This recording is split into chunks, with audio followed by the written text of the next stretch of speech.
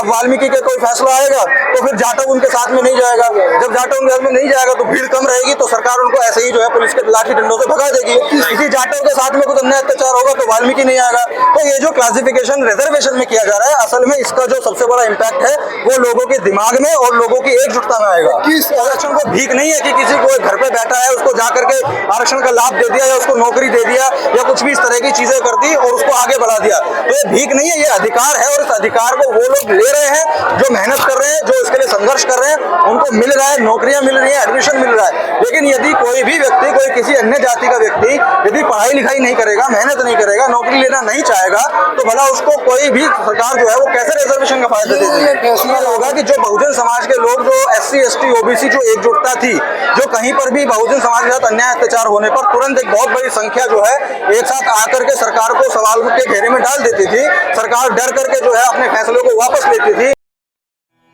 बुद्धं शरणं गच्छामि। जंतर मंतर पर प्रशांत बहुत मेरे साथ हैं। लगातार ये कांवड़ यात्रा जो निकल रही है उस पर हमलावर है, आखिर क्यों है, क्या वजह है, ये मैं जानूंगा। क्यों आप कांवड़ से दूर करना चाह रहे हो लोगों को? मैं कांवड़ से दूर कहाँ करना चाह रहा हूँ भाई। आपने तो बोला कि कांवड़ जारी है इधर से उधर। कांवड़ से मेरा लेना देना इसलिए नहीं है भाई, कोई व्यक्ति ला रहा है कांवड़ तो हमारी उस पर चिंतन ये होता है कि आप जो हमारा बहुजन समाज जिन कार्यों में लगा हुआ है, तो मेरा कहना ये होता है कि भैया आप कार्य कम से कम ये तो देखो कि आप जो कर रहे हो उसका कोई प्रभाव आपके जीवन में पॉजिटिव है या नहीं है, या पहले कभी किसी का हुआ है या नहीं हुआ है, तो ये समझ के चलना पड़ेगा। तो जैसे ही चीजें ये होती हैं तो हम बस एक आह्वान डालते हैं कि भैया थोड़ा सोच विचार करो कि जो आपके समाज के लोग या आप ही के घर के कुनबे के लोग, आपके कितने पूर्वज जो है हमसे पहले कांवड़ लेकर के आ रहे हैं, तो क्या उनके जीवन में कोई बदलाव आया, नहीं आया, और बदलाव ड्रास्टिक चेंज, तो छोटा मोटा नहीं कि मेरे को खांसी थी तो मेरी खांसी ठीक हो गई और हम तो इसलिए मानने लगे, पूछने लगे। तो ड्रास्टिक चेंज जो है वो आना चाहिए, क्योंकि इतने बड़े महादेव को खुश करने के लिए जो हमारा बहुजन समाज है वो इतनी मेहनत करता है और इतना दूर चल करके जो है जाता है, तो कहीं ना कहीं उसको ये देखना चाहिए, आकलन करना चाहिए कि जो है वास्तविकता क्या है क्या नहीं है, तब आगे बढ़ना चाहिए। ये कहना होता है। क्या मतलब आप लगातार समाज को सुधार कह रहे हो कि पाखंडवाद में ना पड़े और अपनी शिक्षा पर ध्यान दें, तो फिर भी क्या लग रहा है, असर हो रहा है इन बातों का? हाँ, असर हो रहा है, बिल्कुल हो रहा है। धीरे धीरे जो है चीजें पहुंच रही हैं लोगों तक, और जैसे जैसे चीजें पहुंच रही हैं तो लोग सोचना विचारना शुरू किए हुए हैं और उसका रिजल्ट जो है वो देखने को मिल रहा है। और जो मेरी कोशिश रहती है, जो हमारे दादा दादी हैं, नाना नानी हैं या हमारे अंकल आंटी हैं। सर, जैसे 1 तारीख को सुप्रीम कोर्ट के SC ST आरक्षण पे जो जजमेंट आया उस पर आपकी क्या राय है? देखिए, रिजर्वेशन पे जो जजमेंट आया है उस जजमेंट पे सीधा जो है वो जातिगत प्रभाव वाला जजमेंट जो है वो दिखाई देता है। और इसमें ये है कि जब समाज चल रहा था, बेहतर चीजें चल रही थी, रिजर्वेशन का जो प्रभाव था, जो असर था, वो धीरे धीरे समाज पर पड़ रहा था, समाज आगे बढ़ रहा था। तो मुझे नहीं पता कि सुप्रीम कोर्ट को ऐसी कौन सी जो है जरूरत आन पड़ी कि भाई उस पर अब उनको ये इस तरह का फैसला सुनाना चाहिए कि भाई वर्गीकरण को वर्गीकरण करना चाहिए। और साथ में जो बातें बोली गई हैं कि भाई रिजर्वेशन को इसलिए जो है क्लासिफाइड किया जा रहा है कि कुछ ही जातियां जो है आगे बढ़ रही हैं और बाकी जो कुछ जातियां हैं उनको आरक्षण का लाभ नहीं मिल रहा है। तो उनके लिए हम ये बताना चाहते हैं कि वर्गीकरण करने के बावजूद भी रिजर्वेशन का लाभ उनको नहीं मिलेगा जो वंचित रह रहे हैं। रिजर्वेशन को लेने के लिए एक मिनिमम क्वालिफिकेशन को मीट करना पड़ता है। अब जब तक कोई युवा, किसी जाति का युवा उस मिनिमम क्वालिफिकेशन को मीट नहीं करेगा तो जाहिर सी बात है उसको रिजर्वेशन का फायदा मिलेगा ही नहीं।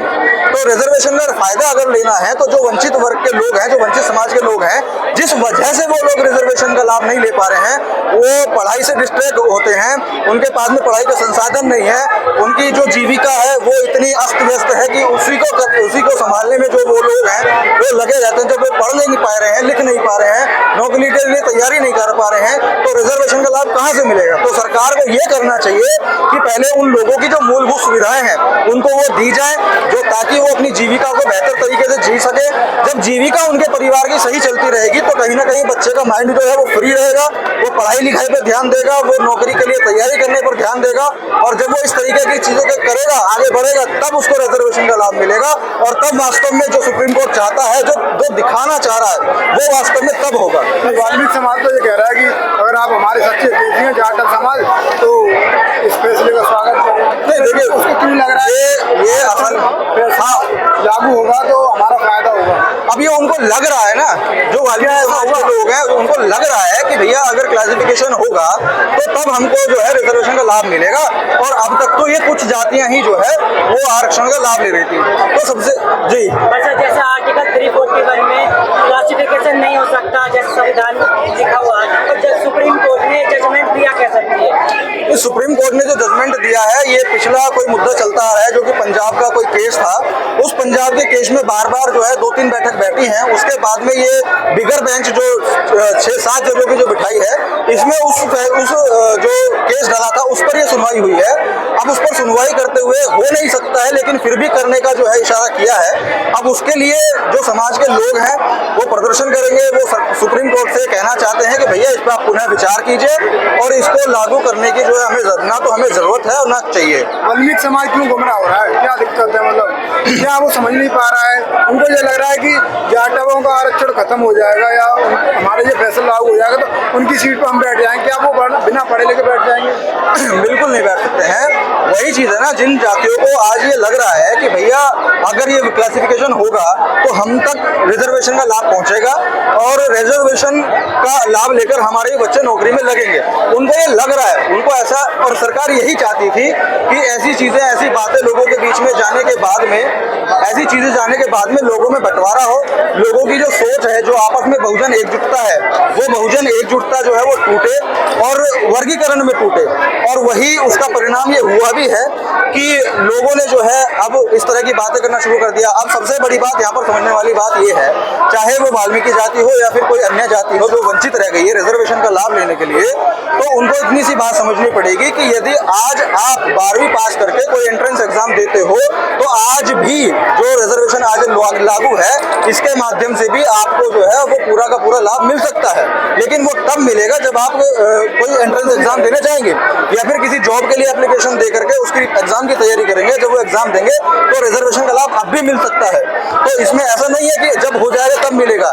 इससे ये होगा कि जो लोग संघर्ष कर रहे हैं, जो स्टूडेंट्स पढ़ाई कर रहे हैं, जो बहुत बड़ी संख्या में पढ़ाई कर रहे हैं, मेहनत कर रहे हैं, अब अगर क्लासिफाइड हो जाएगा तो एक जाति के सिर्फ उतने ही लोग जो है रिजर्वेशन का लाभ लेकर जो है वो जॉब कर पाएंगे या फिर एडमिशन ले पाएंगे, और जो बाकी के लोग मेहनत कर रहे हैं उन लोगों की मेहनत जो है वो वेस्ट हो जाएगी। यहाँ पर सीधा सीधा जो अभी हो रहा है वो ये चल रहा है कि जो मेहनत नहीं कर रहा वो लाभ नहीं ले पा रहा है, जो मेहनत कर रहा है उसको लाभ मिल रहा है। तो रिजर्वेशन का लाभ लेने के लिए जो है आपको मेहनत करना पड़ेगा, जो मिनिमम क्वालिफिकेशन है उसको मीट करना पड़ेगा। अगर ये फैसला लागू होता है तो NFS लगा के जनरल में हाँ, जाहिर सी बात है, जो NFS लगा करके आपातकाल का समय ऐसा क्यों बोलना पड़ा उन्हें? आपातकाल का समय है वो इसीलिए बोला है कि जो आपातकाल का समय इसीलिए बोला है कि जो चीजें हैं, जो रिजर्वेशन है, जो कि बहुत मजबूत चीज हमारे बहुजन समाज को बाबा साहब ने दी थी, उसको जो तोड़ने का काम किया जा रहा है। तो इसलिए बहन जी ने बोला था कि आपातकाल का समय है कि यदि रिजर्वेशन भी बट जाएगा तो कहीं ना कहीं जिस तरीके से हमारा बहुजन समाज मजबूत हो रहा था उसकी वो ताकत जो है वो कमजोर हो जाएगी, टूट जाएगी। और कब ये लोग अब सीट तो ये खाएंगे, NFS में शिफ्ट करके जो है जनरल को सीट देंगे, वो तो सीट खाएंगे, लेकिन बाद में जब क्लासिफाइड को लोगों को कर देंगे, जातियों के हिसाब से लोगों को बांट देंगे, तो उसके बाद में कब ये आरक्षण खत्म करने की बात कर दें, कब क्या कर दें, तो उसका कुछ पता है नहीं। तो इसीलिए ये सारी चीजें हो रही हैं। तो सर, जहाँ पर जो जिनको आरक्षण का लाभ नहीं मिल रहा है वो कहीं ना कहीं जजमेंट का समर्थन कर रहे हैं। वो जजमेंट का समर्थन जो है अज्ञानतावश कर रहे हैं। उनको ऐसा लग रहा है ना कि भाई अगर हम इसका सपोर्ट, अगर ये क्लासिफाइड होगा तो हमको फायदा मिलेगा, लेकिन असल बात ये है कि फायदा तो आपको अब भी मिल सकता है, लेकिन उसके लिए आपको जाकर के कॉलेज में एडमिशन लेने के लिए एंट्रेंस एग्जाम देना पड़ेगा, तब ना आपको लाभ मिलेगा। अभी अब तक जो सोशल मीडिया पर कुछ जातियों के लोगों के माध्यम से जो कहा जाता था कि आरक्षण एक भीख है, आरक्षण भीख है, तुमको जो है मलाई मिल रही है, आज ये जवाब है उन लोगों के लिए कि आरक्षण अगर भीख होता तो सभी लोगों को मिल गया होता।